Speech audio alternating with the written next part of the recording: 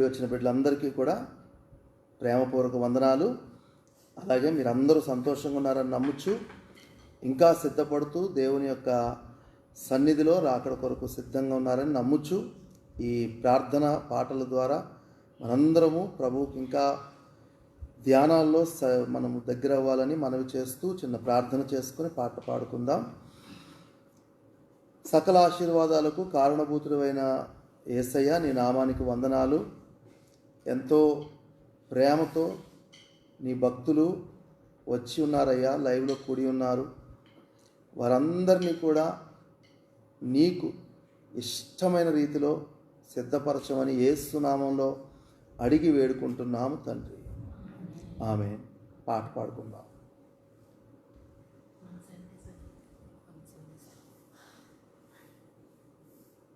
జీవన తొలి సంధ్య నీతోనే ఆరంభం, నా జీవన మరి సంధ్య నీతోనే అంతము. జీవన తొలి సంధ్య నీతోనే ఆరంభం, నా జీవన మరి సంధ్య నీతోనే అంతము. జీవన యాత్రకు మలి సంధ్య సంగమవుతుంది, నా జీవన యాత్రకు మలి సంధ్య సంగమవుతుంది. నన్ను సిద్ధపరచు యేసు రాజా నీతో ముందుటకు, నన్ను సిద్ధపరచు యేసు రాజా నీతో ముందుటకు. జీవన తొలి సంధ్య నీతోనే ఆరంభం, జీవన మరి సంధ్య నీతోనే అంతము. జీవన తొలి సంధ్య నీతోనే ఆరంభం, జీవన మరి సంధ్య నీతోనే అంతము.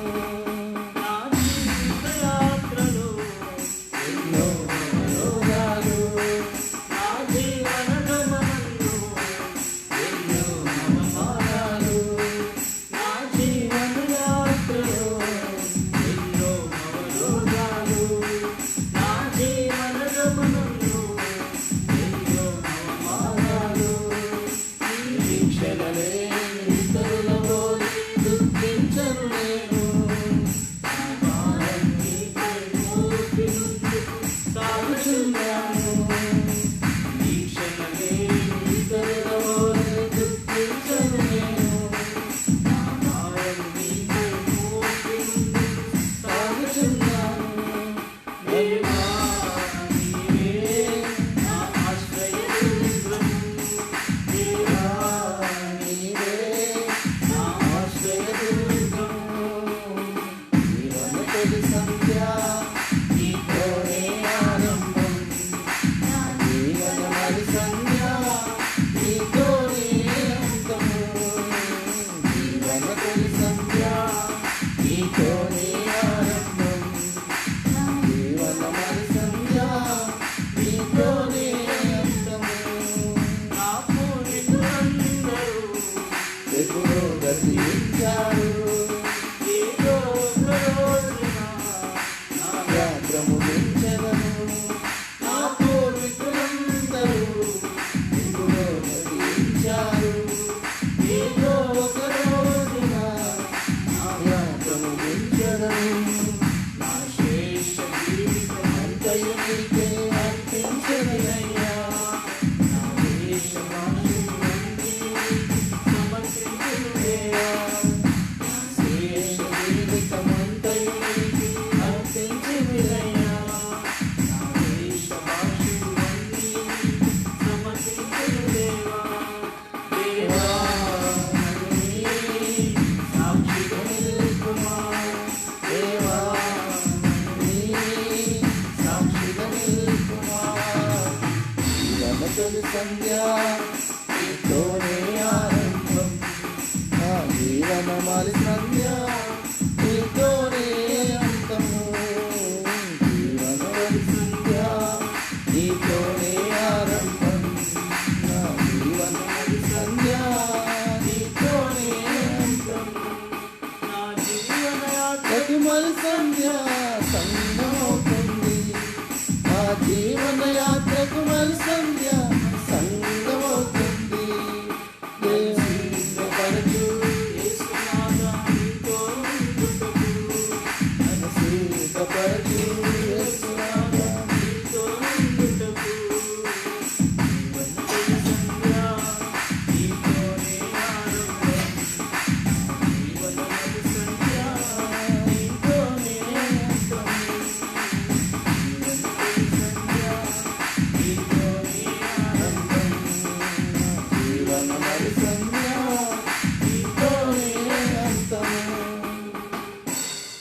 హల్లెలూయా. ఈరోజు ఒక చిన్న వాక్యాన్ని ధ్యానం చేసుకుందాం. రాకడకు సిద్ధపాటు మరి అందరము కలిగి ఉండాలని మనవి చేస్తున్నాను. ఎందుకంటే ఎన్నో సూచనలు జరిగిపోవడము, ఒకదాని వెనుక ఒకటి జరిగిపోవడం మనం చూస్తున్నాం. మెలకువగా ఉండాలని ఎన్నో వాక్యాల ద్వారా పరిశుద్ధాత్మ దేవుడు ప్రేరేపించినప్పుడు మరి చెప్తున్న వాక్యాలని పెడచెవిని కాకుండా నిశ్చయముగా మనందరము కూడా రాకడకు సిద్ధపడేలాగా ఉందుముగాక. ఆమేన్. 1 యోహాను పత్రిక 2వ అధ్యాయము 28వ వచనమును ఈ పూట ధ్యానం చేసుకుందాం. 1 యోహాను 2:28, పేజ్ నంబర్ 222. కాబట్టి చిన్నపిల్లలారా, ఆయన ప్రత్యక్షమగునప్పుడు అనగా ఆయన రాకడ యందు మనము ఆయన ఎదుట సిగ్గుపడక ధైర్యము కలిగి ఉండునట్లు మీరు ఆయన యందు నిలిచియుండుడి. ఎంత చక్కటి మాట అండి. మనమందరం ఏం చేయాలంట? ఆయన యందు నిలిచి ఉండాలి. పెద్దగా ఏదో చేసామని ఎప్పుడు దేవుడు అడగడు. మరి తీగ ద్రాక్షావళిలో ఉన్నట్టుగా మనము కూడా ఆయనలో నిలిచి ఉండాలని ఆయన కోరిక. ఎందుకంటే ప్రపంచంలో భయంలో సగం మంది నిలిచిపోతున్నారు, లోకాశలను బట్టి నిలిచిపోతున్నారు. అలాగా నిలిచిపోవడం దేవునికి ఇష్టం కాదు. ఎందుకంటే మనం ఆయన యందే నిలిచి ఉండాలి. అయితే ఆయనకి మనందరం ఎలా కనిపిస్తామంటే చిన్నపిల్లలానే కనిపిస్తాం.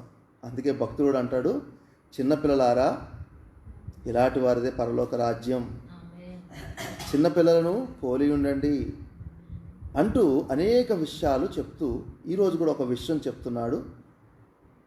చిన్నపిల్లలారా అని సంబోధిస్తూ అంటున్నాడు, ఆయన ప్రత్యక్షమగునప్పుడు అంటే ఒకరోజు ఆయన ప్రత్యక్షమవుతాడు. అది సత్యము విన్నా వినకపోయినా, మనసుకు అంగీకరించకపోయినా సత్యము, ఆయన ప్రత్యక్షమవుతాడు. రెండవది, ఆయన రాకడ యందు మనము ఆయన ఎదుట సిగ్గుపడక. 3 విషయాలు ఇక్కడ నేర్చుకుందాం. మొదటిది ఆయన ప్రత్యక్షమగునప్పుడు, రెండవది ఆయన రాకడ యందు, మూడవది ఆయన ఎదుట సిగ్గుపడక. అనగా మరి 3 విషయాలు ఆయన చెప్తూ ఉన్నాడు. ఖచ్చితంగా ఆయన ప్రత్యక్షమవబోతున్నాడు, ఖచ్చితంగా ఆయన రాకడ ఉంది, ఖచ్చితంగా మనం ఆయన ఎదుట నిలబడాలి. మరి దీనికి ఎలా మనం సిద్ధపడాలి అంటే, ఆ రోజు అనగా ప్రత్యక్షమైనప్పుడు, ఆయన ప్రత్యక్షమైనప్పుడు, ఆయన రాకడలో ఆయన ఎదుట మనము ఎలాగా ఉండాలి అంటే, ఎలా సిద్ధపడాలి అంటే సిగ్గుపడక. ఒక మాట ఏంటండి? సిగ్గుపడక ధైర్యము కలిగి ఉండునట్లు. ఈ 2 విషయాలు మనం యేసయ్య ప్రత్యక్షమైనప్పుడు, ఆయన ఎదుట మనం నిలబడినప్పుడు, ఆయన రాకడలో సిగ్గుపడకూడదు, అలాగే అధైర్యంగా ఉండకూడదు. ఈ 2 ఉండకూడదు అంటే మనం ఏం చేయాలంటే ఆయన యందు నిలిచి ఉండాలి. స్తోత్రం. సో ఆయన ప్రత్యక్షమైనప్పుడు, ఆయన రాకడ యందు, ఆయన ఎదుట మనందరము సిగ్గుపడనక్కరలేని వారముగా ధైర్యము కలిగి ఉందుముగాక.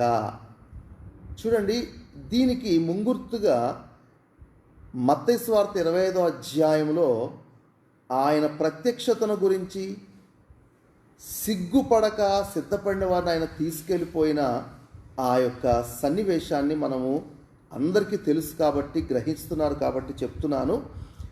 మరి పెళ్లి కుమారుడు, ఇదిగో పెళ్లి కుమారుడు వస్తున్నాడని ఒక కేక వచ్చింది, వినిపించింది. అప్పుడంట అందరూ లేచారు, అందరూ రెడీగా ఉన్నట్టే ఉన్నారు. కానీ కొంచెం మంది ఆయనలో నిలిచి ఉండలేకపోయారు. అదేంటండి? ఆయనలో నిలిచి ఉండకపోవడం అంటే ఏంటంటే, వెలిగించబడలేక ఉండడం, అంటే వెలిగింపబడక ఉండడమే ఆయనలో నిలిచి ఉండకపోవడానికి కారణము. ఆయనలో నిలిచి ఉన్నామంటే అర్థం ఏంటంటే మన దీపాలు వెలుగుతూ ఉండాలి. స్తోత్రం. మనం ఎవరం కాదంట, చీకటి వారం కాదు. చీకటిలో మనము ఉండటం కాదు, కానీ మనము వెలుగులో ఉండాలి. అయితే వారంట వెలిగించుకుందాం అనుకున్నారు, కానీ వారు నూనె అయిపోయింది కాబట్టి వారి దీపాలు వెలగలేదు. ఈరోజు మనందరితో ప్రభువు చెప్పే మాట ఏంటంటే, మనమంట అలాగూ ఉండక సిగ్గుపడక ధైర్యము కలిగి ఉండునట్లు ఆయన యందు నిలిచి ఉందుముగాక. సో సిగ్గుపడకూడదు.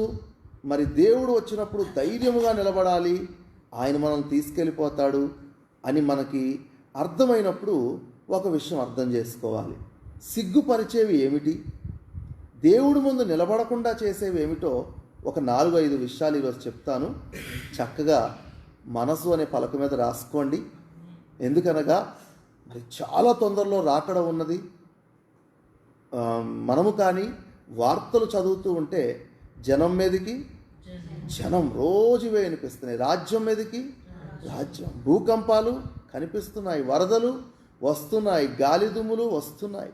ఇవన్నీ కూడా మరి నిశ్చయంగా మనం చూస్తున్నాం. కాబట్టి ఆత్మ సంగములతో చెప్పుచున్న మాట చెవిగలవాడు వినుగాక. ఆత్మీయ చెవులతో మనం వినాలి, సిద్ధపడాలి. అలా సిద్ధపడినప్పుడు మనందరము కూడా ఆయన ఎదుట చక్కగా తలెత్తుకొని ధైర్యంగా ఉంటాం. ధైర్యం ఎప్పుడు పోతుంది అంటే మనలో ఏదైనా తప్పు ఉన్నప్పుడే ధైర్యము పోతా ఉంటుంది. చిన్నపిల్లలు చూడండి, మరి ఆడుకుని వచ్చేస్తారు. ఒక్కొక్క రోజు నవ్వుకుంటూ అమ్మ అది చేయలేదు ఇది చేయలేదు అంటారు. ఒక్కొక్క రోజు మెల్లగా బాత్రూంలోకి పారిపోతారు. ఎందుకంటే 6 గంటల వరకు టైం ఇస్తే వాళ్ళు ఎన్నింటికి వచ్చారు, 7:30కు వచ్చారు. స్తోత్రం కలుగునుగాక. అప్పుడు ఏం చేస్తారు, మెల్లగా పారిపోతారు. ధైర్యం ఉండదు. మా మమ్మీయే మా డాడీయే, మామూలు అప్పుడు చిత్తకు కూడా వేస్తారు డాడీని మమ్మీని. కానీ అప్పుడు ఏం చేస్తారు చెప్పాలి, చిన్నపిల్లల గురించే కదా, దాక్కుంటూ ఉంటారు. సో అలాగే మనలో కూడా ఏ తప్పులు ఉన్నా సరే మనం అలాగే భయపడిపోతూ ఉంటాము. దేవుడి సన్నిధిలో దాక్కోవడానికి ప్రయత్నం చేస్తూ ఉంటాము. మనకి అందరికీ తెలుసు కదా, మూల పురుషుడైన ఆదాము రోజు ఏసే వస్తుంటే పరిగెత్తుకుని నేను దానికి ఈ పేరు పెట్టాను, పులని పేరు పెట్టాను, సింహం అని పేరు పెట్టానని చెప్పే ఆ గొప్ప కృపలో నుంచి వాళ్ళు ఎక్కడా ఆదామా ఎక్కడా అంటే ఏమన్నారు, చెట్ల చాటున దాక్కున్నాము అన్నారు. అలా మనం ఉండకుండా సిగ్గుపడకుండా నా యేసయ్య రాకడలో ఆయన ఎదుట ధైర్యముగా నిలవటానికి మనము 4 విషయాలు చేయాలి. ఆమేన్.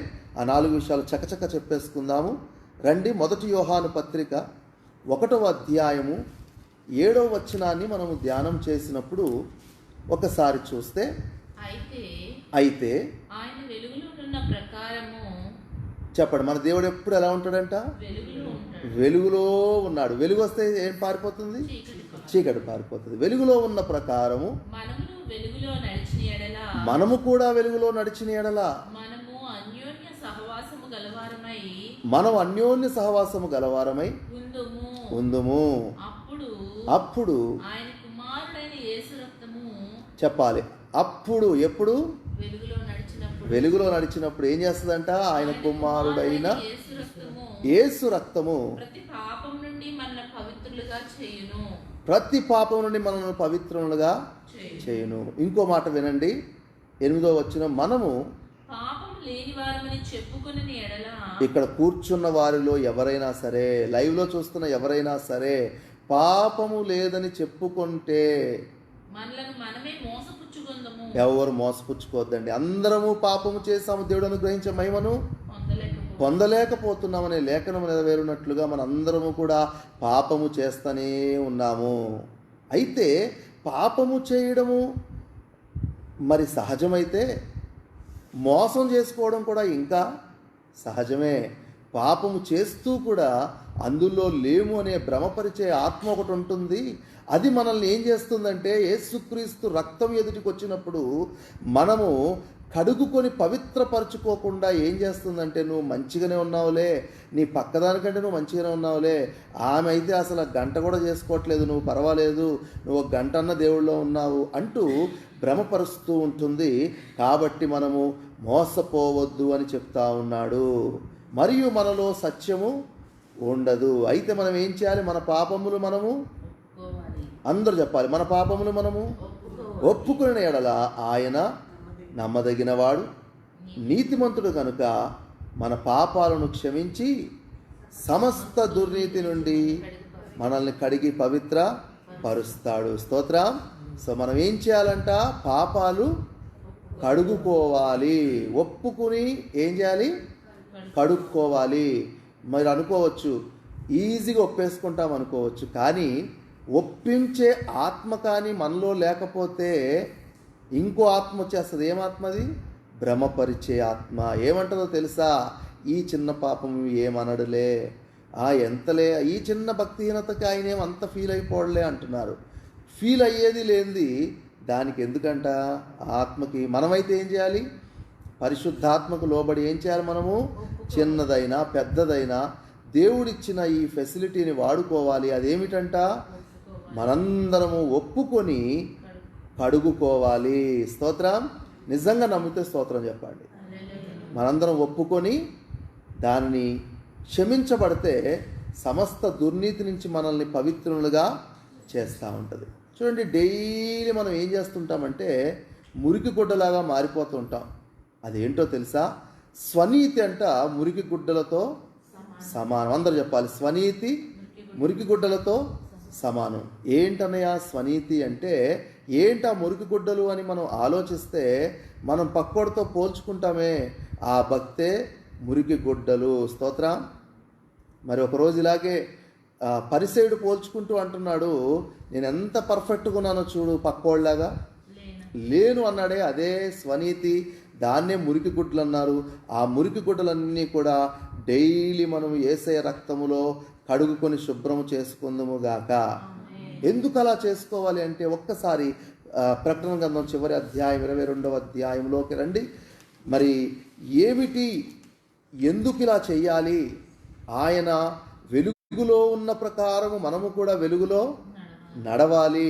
అలా నడవాలంటే మనమందరం పాపము చేసి ఉన్నాము, కడుక్కోవాలి. లేదు అని చెప్తే మనము మనల్ని మోసపరుచుకుంటూ ఉన్నాము. కాబట్టి మనందరము ఎందుకు కడుక్కోవాలి అంటే, ఆయన ఒకరోజు ప్రత్యక్షమవబోతున్నాడు.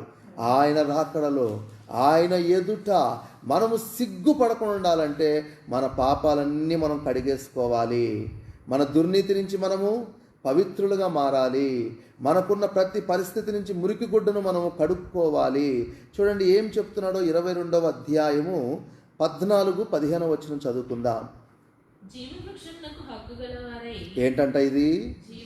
జీవవృక్షం ఎక్కడుంది? ఇది పరలోకంలో ఉంది. జీవవృక్షమునకు హక్కు గలవారై గుమ్మముల గుండా పట్టణంలోనికి ప్రవేశించినట్లు. దానికి ఎన్ని గుమ్మాలున్నాయి చెప్పండి? కాదు, 12 గుమ్మాలు ఉన్నాయి. స్తోత్రం. 12 గుమ్మాలు ఉన్నాయి. 12 గుమ్మములు గల ఆ పట్టణంలోనికి మనం ప్రవేశించాలంటే, మనం హక్కుదారులుగా ప్రవేశించాలంటే చెప్పండి, 2 రకాలుగా కూడా ప్రవేశించవచ్చు అంట. ఒకటి హక్కు చెప్పాలి, హక్కు గలవారమై. రెండోది హక్కు లేకుండా ప్రవేశించాలంట.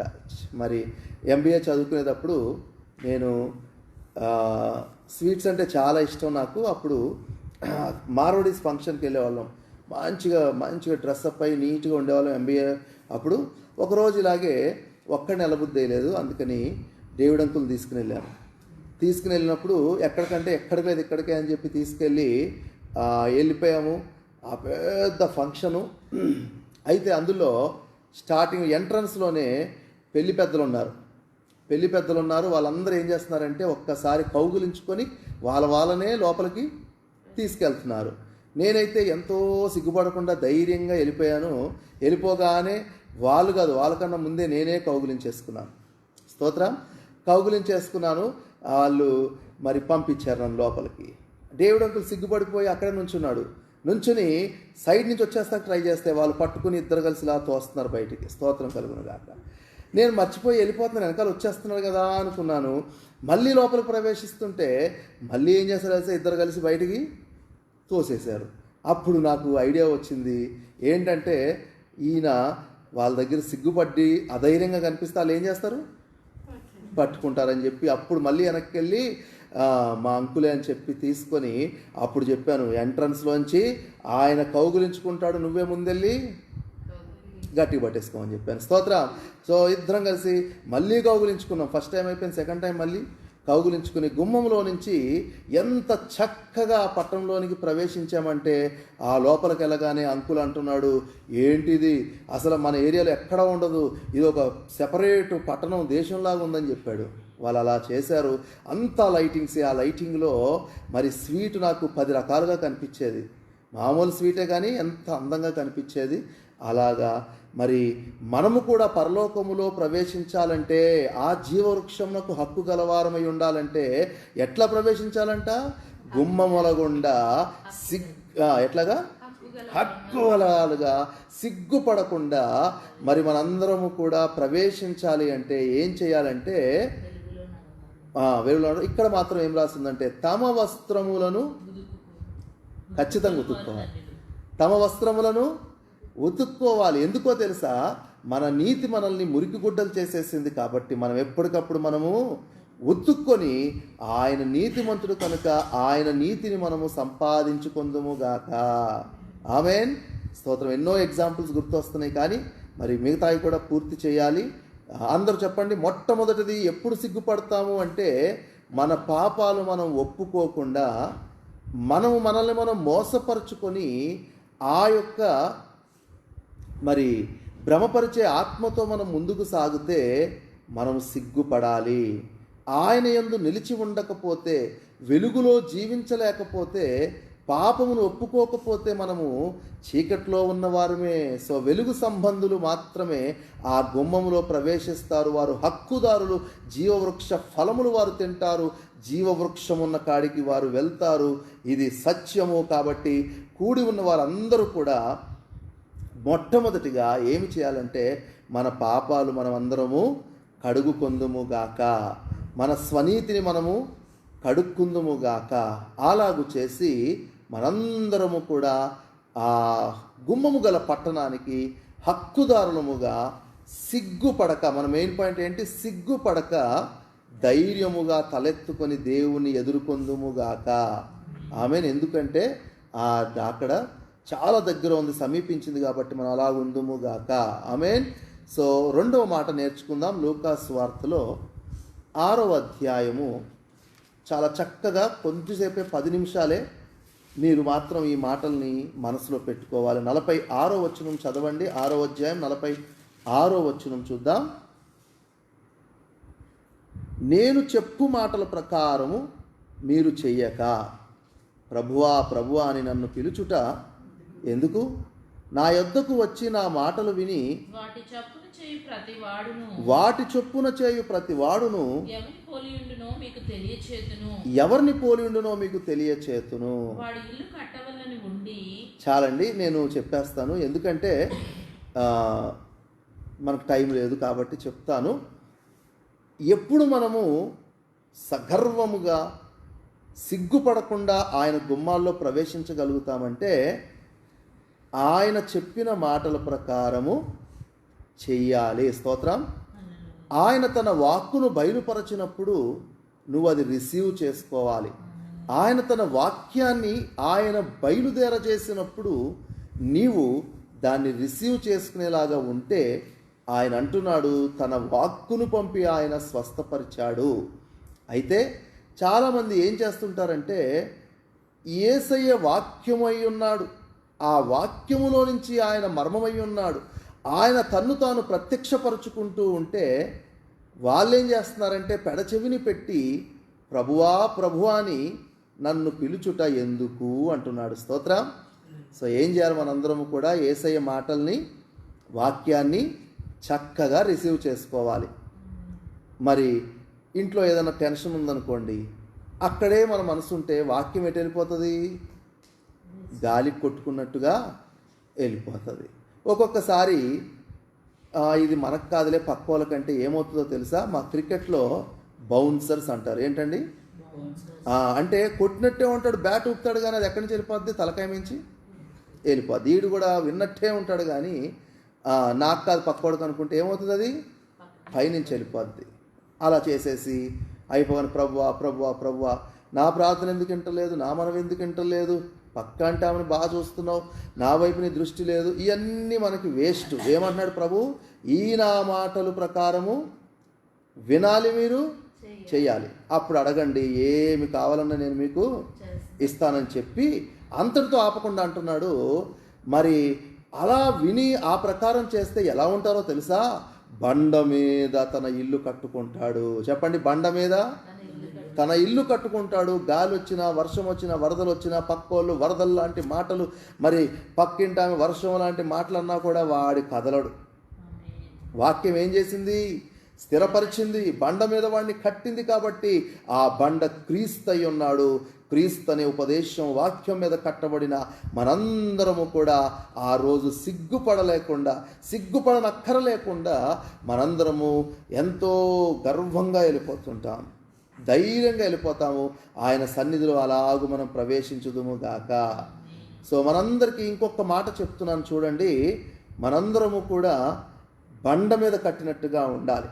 ఒకసారి ఇర్మియా గ్రంథంలోకి రండి. 6వ అధ్యాయము 10-11 వచనాల్లో ఈ మాటను మనం ఒకసారి చదువుకుందాం. ఇర్మియా గ్రంథము 6వ అధ్యాయము 10-11 వచనాలు.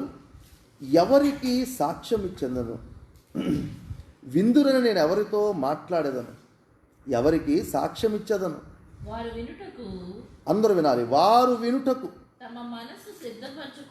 తమ మనసు సిద్ధపరచుకొనరు కనుక వినలేకపోయేది.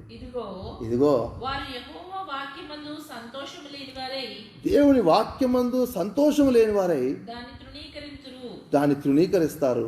కావున నేను యెహోవా క్రోధముతో నిండి ఉన్నాను, దాన్ని అణుచుకొని నేను విసిగిపోయి ఉన్నాను. చాలండి, ఇంటికాడ చదువుకోండి.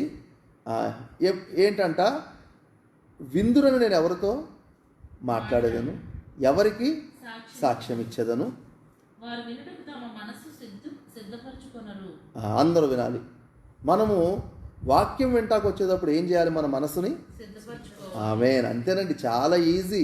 దేవుడి దగ్గర మనము ఆయన ప్రత్యక్షమైనప్పుడు, ఆయన రాకడలో, ఆయన ఎదుట సిగ్గుపడకుండా ఉండాలంటే ఒకటే ఒక పని. ఏమిటంట, మనము దేవుని వాక్యం వెంటాకు వచ్చినప్పుడు సిద్ధపడి రావాలి. ఎలా ఉంటుంది అన్నయ్య సిద్ధపాటు అంటే? ఇది పక్కింటి ఆమెకు అనుకుంటే సిద్ధపాటు కాదు, ఇది నాకే.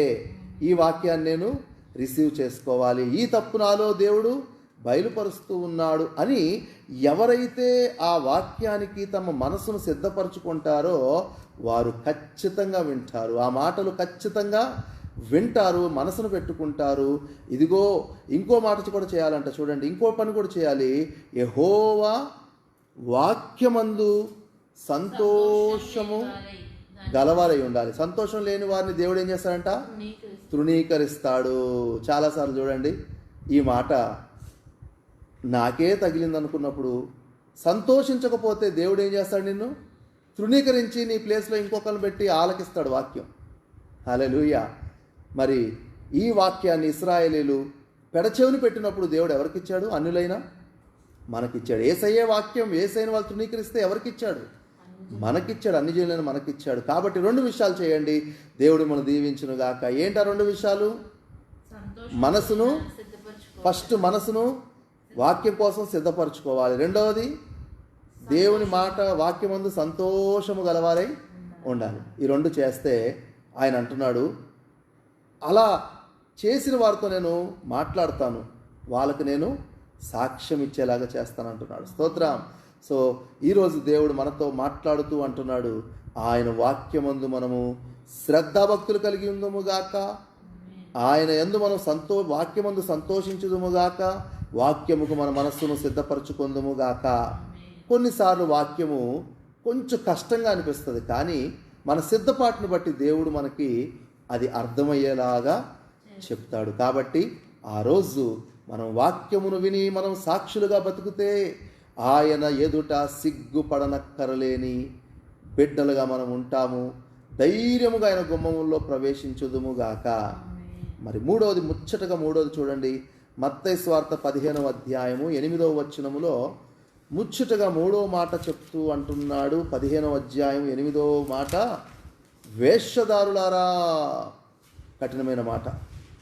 ఈ ప్రజలు తమ పెదవులతో నన్ను గనపరచుదురు గాని వారి హృదయము నాకు దూరంగా ఉన్నది.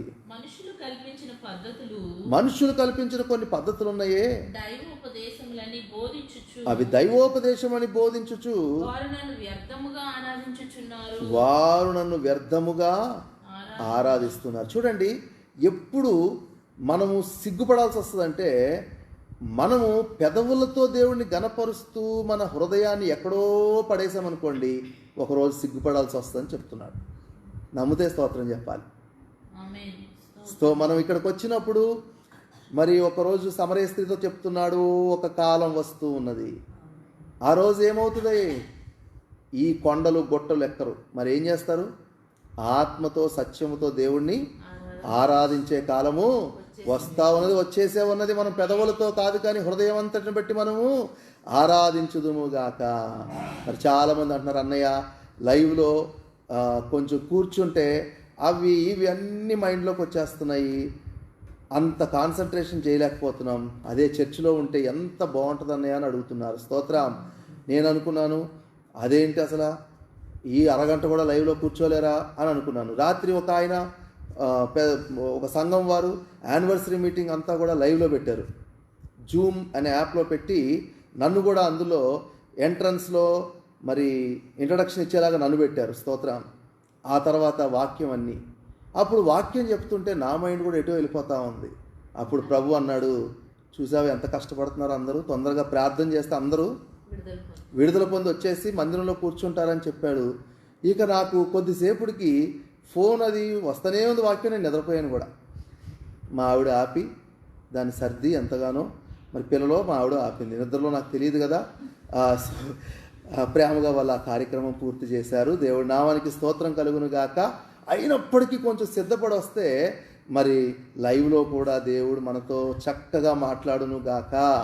కానీ వేషధారుల్లాగా మనం ఎక్కడో మనసును పెట్టుకొని మనము ప్రభువా ప్రభు అని పిలుస్తూ పెదవులతో మనం ఆరాధిస్తూ నలుగురు ఉన్నప్పుడు ఆచారబద్ధంగా ఇదిగో ఈ టైంలో ప్రార్థన ఉంటుందని వచ్చేసి అందరు చూస్తున్నారు కదా అని మనం కూడా స్తోత్రం స్తోత్రం స్తోత్రం అంటానే మనసులో వాడు డబ్బులు ఇస్తాడా లేదా, ఈ రాత్రికి ఇక్కడ నాని కూర్చున్నాడు కలెక్షను ఆడు ఇస్తాడా లేదా అని ఆలోచిస్తూ ఉంటే ఏమవుతుందో తెలుసా, ఒకరోజు సిగ్గుపడాల్సి వస్తుంది. కాబట్టి కలెక్షన్ ఆడు ఇస్తే ఇచ్చాడు, లేకపోతే అలాగా కాదు, వాడు ఇస్తాడనే విశ్వాసంతో ప్రార్థనలో కూర్చుంటే చాలు, వాడికే దేవుడు మనసు పుట్టిస్తాడు, ఆడే ఇచ్చునుగాక. ఆమేన్. సో రెండోది ఏంటంటే, మనుషులు కల్పించిన కొన్ని పద్ధతులు ఉంటాయి, ఆ పద్ధతుల్లోనే వెళ్ళిపోతారు. కానీ వారు మరి దేవుణ్ణి మనసారా ఆరాధించలేరని ఎప్పుడో యెషయా గారు చెప్పేశారని యేసయ్య మళ్ళీ దాన్ని ఎత్తిపెడుతూ, యెషయా గారు చెప్పినది, ప్రవక్త గారు చెప్పినది మీ దృష్టిలో మీ విషయంలో అది నిజమే అని చెప్పి దేవుడు అలా ఉండకండి, అలా ఉంటే ఏమవుతారంట, ఒకరోజు సిగ్గుపడాల్సి వస్తుంది. చెప్పాలందరూ కూడా ఒకరోజు సిగ్గుపడాల్సి వస్తుంది. ప్రభు అడుగుతున్నాడు ఒక చిన్న మాట, నొచ్చుకోకుండా వినండి. మరి నలుగురిలో మీరు ప్రార్థన చేస్తున్నారు, ఏకాంతంగా కూడా ప్రార్థన చేస్తున్నారా అని అడుగుతున్నాడు. స్తోత్రం. నలుగురిలో మీటింగ్ అంటే ఆచారబద్ధంగా వచ్చేసాము, రావాలి 100% అది, కానీ పర్సనల్గా కూడా కొంచెం ప్రేయర్ చేసుకుని బైబిల్ చదువుకుంటున్నారా అని అడుగుతూ, ఆయన మిమ్మల్ని నొప్పించాలని కాదు కానీ మీరు అలా ఉండాలి, రేపొద్దున సిగ్గుపడకూడదు, ధైర్యముగా గుమ్మంలో ప్రవేశించాలని ఆయన కోరిక ఉన్నది. నమ్మిన వారందరూ స్తోత్రం చెప్పాలి. ఇప్పుడు సంతోషంగా ఉన్న వారు స్తోత్రం చెప్పాలి, నొచ్చుకోని వారు స్తోత్రం చెప్పాలి, నొచ్చుకున్న వారు స్తోత్రం చెప్పాలి. అమ్మో, చాలా కరెక్ట్గా జాగ్రత్తగా ఉన్నారు. 4వ మాట, యోహాను సువార్త 1వ అధ్యాయము 45వ వచనములో ఈ మాటను చూసుకుని ముగించుకుందాం. యోహాను సువార్త 1:45వ వచనము, ఫిలిప్పు నతనయేలును కనుగొని ధర్మశాస్త్రములో మోషేయు ప్రవక్తలను ఎవరిని గురించి రాసిరో ఆయనను కనుగొంటిమి, ఆయన యోసేపు కుమారుడైన నజరేయుడైన యేసు అని అతనితో చెప్పెను. చూడండి, ఇక్కడ ఫిలిప్పు నతనయేలు ఇద్దరు కూడా మంచోళ్ళేనండి, ఇద్దరు చాలా మంచోళ్ళు. కానీ ఫిలిప్పు మాత్రము ధర్మశాస్త్రములో ఏమి రాయబడి ఉందో, ఎవరి గురించి రాయబడి ఉందో, ఏమని రాయబడి ఉందో అవన్నీ కూడా ఒక ఆయనలో నేను చూశానని చెప్పి ఎవరు గూర్చి వ్రాసిరో ఆయనను నేను కనుగొన్నాను, ఆయనే యేసయ్య అని సాక్ష్యము చెప్తూ ఉన్నాడు. సో ఎవరు సిగ్గుపడనక్కరలేని పని వారికి ఉంటారు. ఎవరు సిగ్గుపడక ధైర్యంగా నిలబడతారంటే ఎవరు సాక్షులుగా ఉంటారో వారు ధైర్యముగా దేవుని యొద్ద ఆయన ప్రత్యక్షమైనప్పుడు ఎంతో సంతోషముగా గుమ్మములో పడి వెళ్ళిపోతారు. నమ్మిన వారి స్తోత్రం చెప్పాలి. సో మనందరం ఎలా ఉండాలంట? సాక్షులముగా ఉండాలి. కన్న వాటిని విన్న వాటిని చెప్పకుండా ఉండలేమన్నట్టుగా ఉండాలి. మరి ఏం చెప్తామంటే మన సొంతం కాదు, దేవుని గురించే చెప్పుదుముగాక, ఆయన గురించే చెప్పుదుముగాక. స్తోత్రం. మన గురించి చెప్పుకుంటే మరి ఒకరోజు ఒకలా ఉంటాం, ఒకరోజు ఇంకోలాగా ఉంటాం. అందుకే మన గురించి చెప్పుకోవద్దు. అప్పుడు అనుకుంటారు విన్నవాళ్ళు, నిన్న ఇలా ఉన్నారు, బ్రదర్ కిరణ్ గారు ఇవాళ ఏంటి ఇలా ఉన్నాడు అనుకుంటారు. స్తోత్రం. ఒకరోజు షర్ట్లో ఉన్నాడు, ఒకరోజు టీషర్ట్లో ఉన్నాడు ఏంటి అంటారు. స్తోత్రం. సో మనందరము కూడా ఆయన్నే చూపించుదుము గాక. మరి మొన్న ఒకరోజు అలాగే కింద నుంచి వచ్చేసి డైరెక్ట్గా వాక్యం పూర్తిగా సిద్ధపడలేదని అలాగే టీషర్ట్ మీదే వాక్యం చెప్పేశాను. అప్పుడు పెద్ద పెద్ద సేవకులు దాంట్లో పెట్టారు ఏమనంటే అప్కమింగ్ స్టార్ అని పెట్టారు. స్తోత్రం. ఏం పెట్టారంటే ఫేస్బుక్లో అప్కమింగ్ స్టార్. ఇన్ని రోజులు మంచి షర్ట్ వేసుకొస్తే ఎవరు నన్ను రేజింగ్ స్టార్ అప్కమింగ్ స్టార్ అనలేదు, కానీ ఆ రోజు అన్నారు. సో సంతోషం. ఎలాగైనా సరే దేవునికి మనం సాక్షులముగా ఉండాలి. ఆయన గురించి మనము చెప్తూనే ఉండాలి. ఎలా ఉండాలో తెలుసా? అలుపెరగని సేవకులముగా ఉందుముగాక. ఎలా ఉండాలి? అలుపెరగని సేవకులముగా ఉండాలి. ఒకరు అలసిపోతే వంతుల చొప్పున ఇంకొకరము ఆ సేవను అందుకోవాలి. అలాగూ మందిరంలో ఎప్పుడు కూడా దీపం వెలుగుతూనే ఉండాలి. నిజముగా మరి ఒకరితో ఒకరు వచ్చి ప్రార్థన చేసుకోవడం ద్వారా మళ్ళీ ఏంటో ఆ పాత రోజులన్నీ వచ్చేసినట్టుగా ఎంత సంతోషంగా ఉందో. అందుకే నా వాక్యం కూడా కొంచెం మారిపోయింది. స్తోత్రం. నాకే అర్థమైపోతూ ఉంటుంది. ఎవరు పట్టుకున్నట్లేదు, రోజు పట్టుకున్నట్టు ఉంటుంది. స్తోత్రం. ఈరోజు చాలా చక్కగా చెప్పుకుంటున్నాం. ఎందుకో తెలుసా? ఇక్కడ మళ్ళీ ప్రార్థనలు అందరము కలిసి ఏకాత్మతో చేయటము, మనందరము కూడా ఎంత సంతోషంగా ఉన్నాం కదా. చూడండి ఎలా ఉండాలో. ఫిలిప్పీ పత్రిక 2వ అధ్యాయం 16వ వచనములో మనము క్రీస్తును చూపించిన తర్వాత అంధకారములో నుంచి అనగా చీకట్లో నుంచి మనందరము కూడా ప్రకాశించబడాలి. చూడండి ఫిలిప్పీ 2:16లో ఎలా ప్రకాశించాలో చెప్తున్నాడు. ఎట్టి జనము చెప్పండి ఒకసారి. ఎట్టి జనము మూర్ఖమైన వక్ర జనము, భయపడిపోయే జనము, ఏదో నోటుకొచ్చి మాట్లాడే జనము, మైండ్కి ఏదనిపిస్తే చేసే జనము, ఇలాంటి జనము మధ్యలోంచి ఏం చేయాలంట? ఆమేన్. ఏం చేయాలి? జీవవాక్యాన్ని చేతపట్టుకుని. ఎందుకంటే ఈ వాక్యం ఏంటంట? జీవము కలిగింది. వాక్యం చదివితే ఏమొస్తుంది? జీవం వస్తుంది. ఈ వాక్యాన్ని అనువదించుకుంటే ఏమొస్తుంది? జీవం. ఈ వాక్య ప్రకారం నడుచుకుంటే ఏమొస్తుంది? జీవం వస్తుంది. కాబట్టి ఆయన జీవం మనలో ప్రసరిస్తూనే ఉంటుంది. అయితే ఈ జీవవాక్యాన్ని పట్టుకుని ఏం చేయాలంట? మనం లోకములో జ్యోతుల వలె మనము కనబడుదుముగాక. అంటే లోకములో జ్యోతులంటే నెత్తి మీద ఒక కిరోసిన్ ల్యాంప్ పెట్టుకుని వెళ్ళటం కాదు. స్తోత్రం. లోకములో మనము సాక్షులుగా ఉంటే మనం ఎలా ఉంటాము? జ్యోతులుగా ఉంటాము. జ్యోతి అంటే ఏంటో తెలుసా? ఒక క్యాండిల్. మరి మొన్న బర్త్డే ప్రోగ్రామ్కి వెళ్తే వాళ్ళు 5 నిమిషాలు మొత్తం ఎతికేసుకున్నారు. అగ్గిపెట్టి దొరకలేదు. ఎందుకంటే అందరికీ ఏమున్నాయి? లైటర్స్ ఉన్నాయి కదా. లేవా? లైటర్స్ ఉన్నాయి కాబట్టి ఎవరికి అగ్గిపెట్టి దొరకలేదు. మరి కేక్ మీదేమో అది పెట్టారు. అప్పుడు వెంటనే ఒకరికి ఐడియా వచ్చింది. ఏమనంటే ఆ క్యాండిల్ని గ్యాస్లో వెలిగించి ఆ క్యాండిల్ పట్టుకుని రమ్మని చెప్పారు. స్తోత్ర. అయితే ఒకరు అన్నారు క్యాండిల్ పట్టుకొస్తే మరి ఫ్యాన్లు ఉండకూడదు అన్నారు. ఫ్యాన్లు మూసేశారు. మళ్ళీ ఆ క్యాండిల్ తెచ్చేటప్పుడు ఆ క్యాండిల్ని ఎంత శ్రద్ధగా తెచ్చిన తర్వాత ఆ జ్యోతిని ఏం చేశారు? ఇంకో జ్యోతికి అంటించారు. ఆ జ్యోతి ఏం చేసింది? బరబరబర సౌండ్ చేసిన అంత హైట్ వెళ్ళింది. స్తోత్రం కలుగును గాక. అయితే అలాగే మనం కూడా జీవవాక్యం చేత పట్టుకుని ఏం చేయాలి? చీకట్లో ఉన్న వారిని మనం కూడా వెలిగిస్తూనే ఉండాలి. క్యాండిల్ లాగా మనం వెలిగిస్తూనే ఉండాలి. స్తోత్రం. సో క్యాండిల్ వెలిగించేటప్పుడు ఏమవుతుందంట? కొంచెం కరిగిపోద్దంట. కరిగిపోద్దా లేదా? అలాగే మనం వెలిగించేలోపు మన బలం కొంచెం కరిగిపోద్ది, మన ధనం కొంచెం కరిగిపోద్ది, మన టైం కొంచెం కరిగిపోద్ది. అయినప్పటికీ పర్వాలేదు, మనము జ్యోతుల వలె వెలిగి అందరిని వెలిగించుదుము గాక. ఆఖరిగా మత్తయి సువార్త 5వ అధ్యాయంలో చెప్తున్నాడు కదా.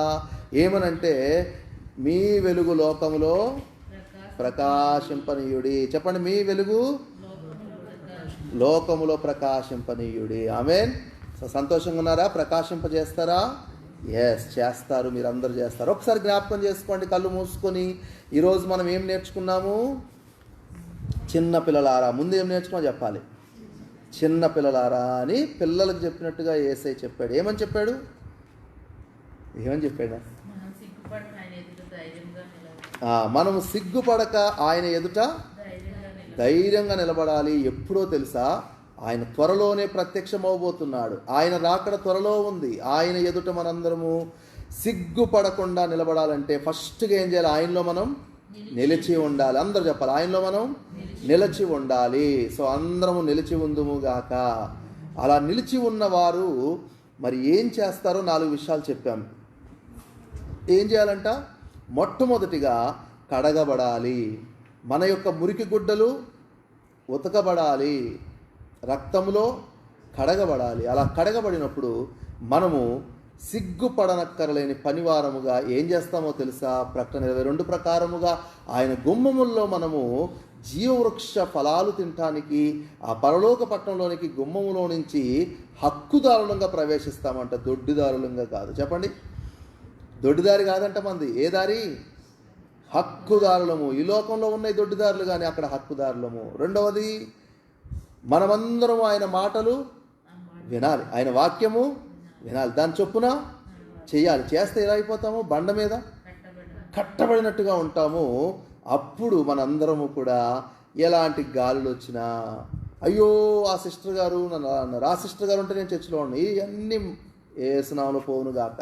ఎప్పుడు వాక్యం నీలో ఫలించినప్పుడు, నువ్వు దాని ప్రకారం చేసినప్పుడు ఏది ఉండదు. మనం చక్కగా ఆ గుమ్మాల్లో పడి వెళ్ళిపోతానే ఉంటాము. అయితే ఆ వాక్యం ఎట్లా వినాలో ఇర్మీయాలో చెప్పాడు. ఎట్లా వినాలంట? ఆమేన్. చెప్పాలి అందరూ కూడా. వాక్యం ఎట్లా వినాలి? సంతోషం. రెండోది ఎట్లా వినాలి? సిద్ధపాటు. ఎవరి మీద కోపం పెట్టుకుని వచ్చావు, మరి ఏమన్నాడు? బలి అర్పించక ముందే మనం ఏం చేయాలి? మొదట సమాధాన పడాలి, అనగా సమాధాన బలి అర్పించాలి. ప్రభువా, నాయనా, తండ్రి, ఈ విషయంలో పొరపాటు పడ్డాము, సమాధానపరచు. ఆయనదే తప్పైనా పర్వాలేదు, ఆయన గురించి కూడా మనమే సమాధాన బలి అర్పించేయాలి. ఎందుకో తెలుసా? మనం యాజకులం కదా. మన పని ఏంటి? బలులు అర్పించడమే. ఆయన అర్పించకపోతే ఏం చేయాలి? మనమే అర్పించేయాలి. ఏమని? ప్రభువా, మా ఇద్దరికి సమాధానముగా నిన్నే మధ్యలో పెట్టుకున్నాము అని చెప్పి మనం సమాధాన బలులు అర్పించుదుముగాక. సో చెప్పండి, సంతోషంగా వినాలి వాక్యము, సిద్ధపాటుతో వాక్యం వినాలి. అలా ఉంటే మనం సిగ్గుపడకుండా ఆ గుమ్మములో పడి చక్కగా వెళ్ళిపోతాం. ఆ రాకడకు సిద్ధంగా ఉందముగాక. మూడోది ఎట్లా అంట? పెదాలతోటి అందరి ముందు తెగ పొగిడేసి తెగ ప్రార్థన చేసేసి ఇంటికి వెళ్ళి మొత్తం పడుకుంటే కుదరదు. ఇంటికాడ కూడా ఏం చేయాలి. ఇక్కడ ఉన్నప్పుడు కూడా మనం ప్రార్థన చేసినప్పుడు ఆత్మతో సత్యముతో చేయాలి. లేకపోతే అంతా గాలి అంటారు. ఏంటండి? అంత గాలికే ప్రయాసం అని లాస్ట్లో మనకి అవ్వకూడదు. గాలికి కాదు, మన ఆలోచనలు గాలికి వదిలేయొద్దు. తెచ్చి పెట్టాలి ఇక్కడ. ప్రభువా, ఈ విషయంలో నా మనసు నన్ను బాధ పెడుతుంది, నీ సన్నిధిలో పెట్టాను నాయన అని అనగానే వాక్యం ద్వారా మాట్లాడతాడు. సంతోషముగా నువ్వు ఇంటికి వెళ్ళిపోతావు. చివరిగా చెప్తున్నాడు కదండి, ఏంటంటే మనము ఎలా ఉండాలంట? సాక్షులముగా ఉండాలి. మనం అందరం సాక్షులముగా ఉండాలి. జీవవాక్యము చేత పట్టుకుని మనందరము జ్యోతుల వలె వెలగాలి. మనము వెలుగుతూ ఉండాలి, అనేక మందిని వెలిగించే వారంగా ఉందముగాక. అందరూ కళ్ళు మూసుకోండి. ఇందాకే మూసుకున్నారు, మళ్ళీ తెరిశారు, పర్వాలేదు. కళ్ళు మూసుకోండి. చిన్న ప్రార్థన. ప్రభువా, ఈ వాక్యము సజీవమైనది, ఈ వాక్యము జీవము గలది, ఈ వాక్యము ప్రతి ఒక్కరిలో పనిచేయాలి. ఈ వాక్యము ప్రతి ఒక్కరిని కూడా తండ్రి ఆ గుమ్మముల్లో సిగ్గుపడకుండా ధైర్యముగా ప్రవేశించున్నట్లుగా ఈ వాక్యమే మాకు నాయనా తండ్రి జీవము కలిగింది నాయనా. మేము ఎంతో సంతోషంగా విన్నాం వాక్యం. దీన్ని మేము చేయునట్లుగా కృప దయచేయమని యేసు నామములో అందరిని దీవిస్తూ ఆరోగ్యముతో వేడుకుంటున్నాము తండ్రి. ఆమేన్. కరోనా నుంచి మమ్మల్ని విడిపించండి నాయన. ఈ లాక్డౌన్ నుంచి విడిపించండి నాయన. అలాగే తండ్రి, చిన్న చిన్న పాపాల నుంచి విడిపించండి తండ్రి. నీ రక్తంతో మమ్మల్ని కడిగివేయండి నాయన. నీ యొక్క నామములో మమ్మల్ని ఆశీర్వదించమని యేసు నామములో అడుగుచున్నాము తండ్రి. ఆమేన్. ఎవరెవరు స్వగ్రామాలకు వెళ్ళాలనుకుంటున్నారో వాళ్ళందరూ వెళ్ళినట్లు కృప దయచేయండి. ఎవరెవరు షారోన్ కుటుంబానికి వచ్చేయాలనుకుంటున్నారో అందరూ వచ్చే కృప దయచేయండి. మార్గంలో అన్నీ కూడా ఓపెన్ అయ్యేలా కృప దయచేయమని యేసు నామములో అడుగుచున్నాము తండ్రి. ఆమేన్. ఆమేన్. యేసు రక్తమే చేయం, ప్రభు యేసు రక్తమే చేయం. యేసునామమునకే సంపూర్ణ విజయము, అపవాది క్రియలకు అనంత నాశనము కలుగునుగాక. ఆమేన్. మన తండ్రి అయిన దేవుని ప్రేమ, కుమారుడైన యేసుక్రీస్తు వారి కృప, పరిశుద్ధాత్మ యొక్క అన్యోన్య సహవాసము కూడి వచ్చిన బిడ్డలకు తోడయుండునుగాక. ఆమేన్. ఆమేన్. లైవ్లో వీక్షించిన మీ అందరికీ వందనాలు.